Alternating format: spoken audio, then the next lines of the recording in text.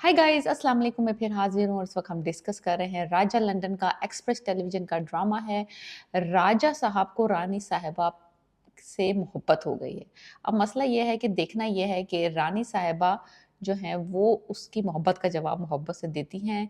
वो उस लंडे बाजार की दुकान होल्डर से पसंद करना शुरू कर देती हैं, या फिर जहाँ पे उनका रिश्ता तय हुआ हुआ है आदिल सुल्तान से, वो उस डायरेक्शन में जाती हैं।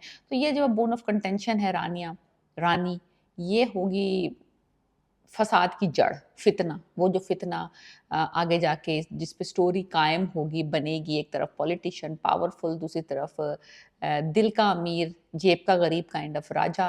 अ, तो ये अगली अगले एपिसोड में वो जो प्रोजेक्ट करने के लिए आई है लंडा बाज़ार में, वो अब देखेगी किस तरह स्ट्रगल कर रहे हैं लोग, और राजा को ये रियलाइज़ होगा कि लोग जो हैं, वो लंडा बाज़ार आने में शर्म महसूस करते हैं। तो वो लंडे बाज़ार का नाम चेंज करके लंदन बाज़ार कर देगा, you know and that makes a huge difference in लोगों का सोचने के सोच सोच बदल देगा ये नाम सिर्फ।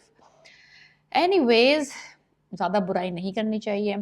दूसरी तरफ जो आदिल सुल्तान है, वो अपने बाप की गद्दी के ऊपर बैठेंगे क्योंकि उसके बाप की असैसिनेशन हो गई थी।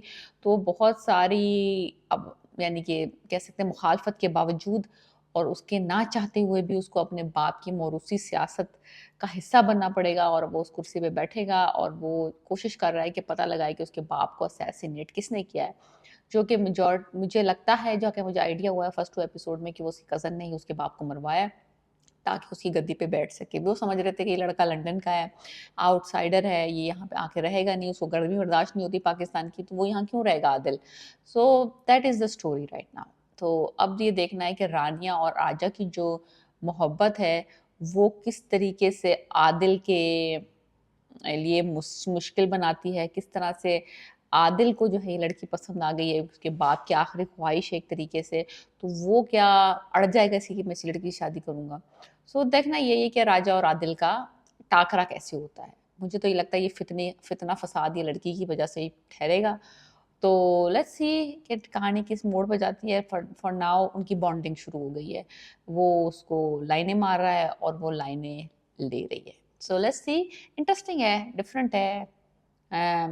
It's not like bad to see these kind of dramas, but let's see if it holds. So let me know what you think about this drama, my review and prediction, and please subscribe my channel, please.